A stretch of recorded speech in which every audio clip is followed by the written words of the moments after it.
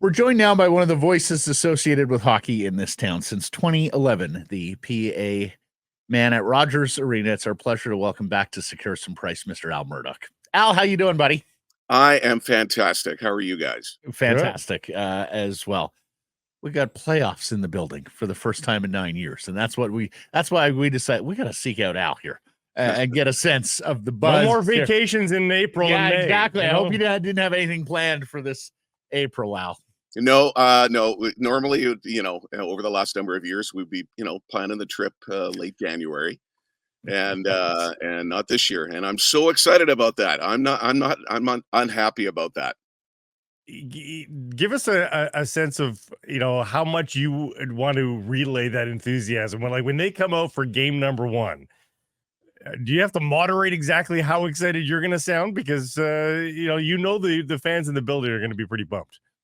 It's going to be interesting to see if you can, or to hear, if you can actually hear me because of the crowd. And I'm hoping that the volume level will be as equal to mine from the crowd, because this year has just been unbelievable. The response from the fans. I mean, obviously winning makes things, I don't want to say easier, but a lot more fun. And I can't wait for that first game. I'm overly excited. How do things change in the playoffs for a PA guy, Al? I don't think they change that much. I mean, I try to do my job, whether it's 40 people in front of me or 40,000 people or 80,000, with some of the NHL games that I do. I approach it exactly the same way. Obviously, with my hometown team being in the playoffs, my energy level will be heightened. But I don't want to go way over the top. No. I want to continue to be as consistent as I have been. It's a different expectation level than when you first did it, your debut in the Chicago series of 2011, where people were like, enough already, win it. What do you think the fan perspective is now going into this playoff round, which is going to be the first one in a long time at Rogers Arena?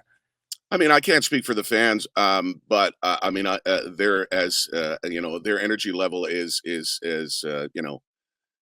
up on a level that hopefully mine is as well. I mean, they're excited. I mean, how could you not be? It's been way too long since we've had this opportunity to have a home playoff game, and at least from our perspective as a game presentation crew, we're approaching it as this is it. Like, we're throwing everything that we can into it, and I'm hoping the fans will throw everything that they can into it as well. When did it start this year, Al? When did you start noticing that the vibe had changed? Because, for us, all of a sudden tickets became harder to come by, and next thing you know, Rogers Arena seemed to have that energy and that crackle back that we remember from their playoff teams. When did you start noticing the change this season? Pretty early on. I mean, look at the start. When you win that many games before Christmas, it's pretty exciting. And I noticed it. And of course, the enhancements of the rink too. I mean, when you put that brand new scoreboard and screen in front of them, and every time somebody sees themselves or their kids on the screen, an instant smile comes to their face and they want to be a part of it. And you don't notice as many people on their phones. You know what I mean? Planning what they're going to do after the game. I mean, they're very engaged, and that makes our job that much more enjoyable as well. And when the crowd gets behind, some of the announcements that I've been making this year, it's just so much fun because, it's about engagement. It's about being part of a team. The game presentation team, the team on the ice, and then the team within the building, all being part of one big happy family. Which brings us to JT Miller, Al. And every time you announce his name now at Rogers Arena, we got some call and response going on. Tell us about that story. When did all that start? Well, I always approach names kind of like musically. They're almost like they have a rhythm to them. Whether it's J.T. Miller, whether it's Elias Pettersson, like they all have kind of a drum beat, kind of a rhythm. This goes back to your Grizzlies days. You did this with the Grizzlies names, like par excellence. It was unbelievable. Very much so. So when I did take over the job, I kind of wanted to incorporate some of that stuff, slowly but surely, not just kind of like bombard people right from the start, but to kind of, I'm not like it was coaching, but it was almost like, okay, this is kind of like, this is how I'm doing it. And if I can get the crowd involved doing it, and the JT Miller one just lends itself so well. And of course, a couple of weeks ago, just it was very organic when I didn't mention his last name, when I just did the JT and just left out the Miller and had them just chime in, and they would have been louder than I am anyway. So it was like it made everyone kind of looked around and went, "Oh my gosh, that was one of those fun organic moments."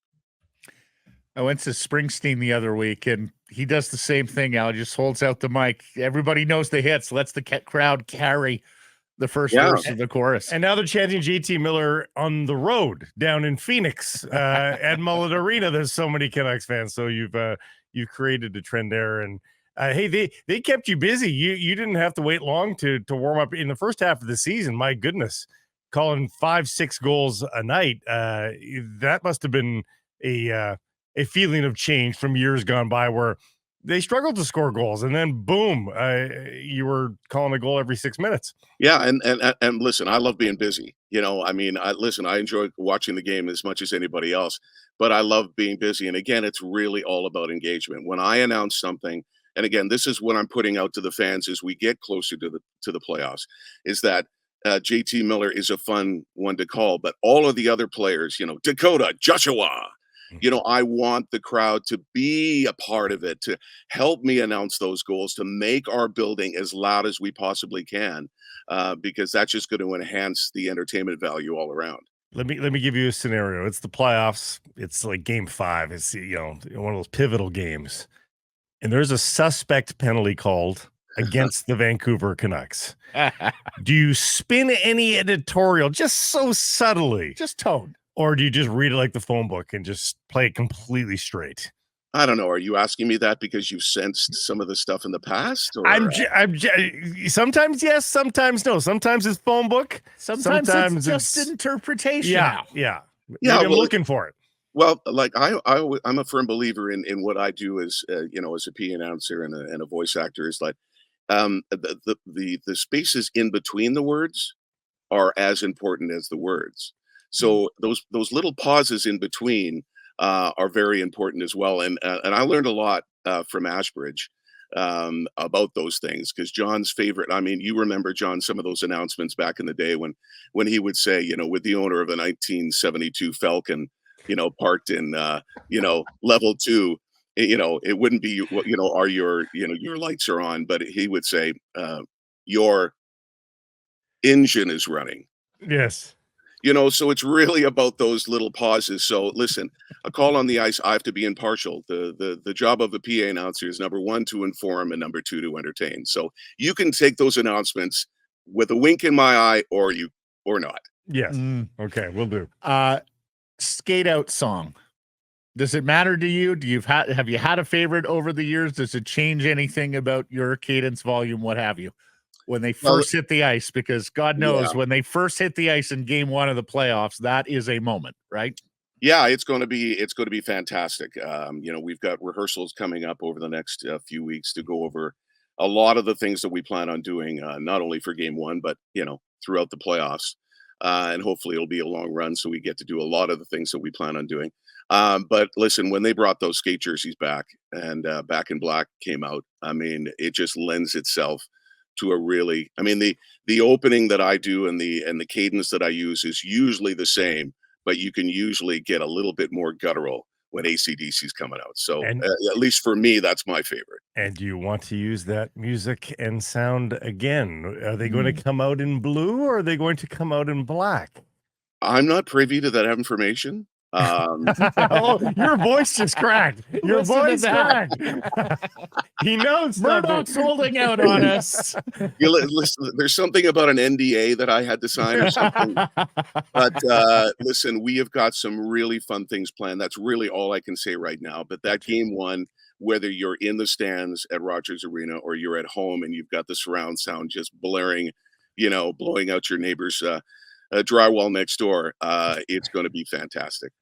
Well, we look forward to it, buddy. It's been a long 9 years here between playoff games, Stanley Cup playoff games at Rogers Arena, and I'm so happy for you and all the loyal game crew, people who were there making the building and the games work. It looks good, each man. and every night. Yeah, that we're getting this opportunity again because it's been a long time coming and it's so richly deserved. Thanks for the time, Al. All the best. We look forward to the playoffs and we look forward to listening to you a lot, hopefully. And great to see you guys, and thanks for the kind words. Very much appreciated.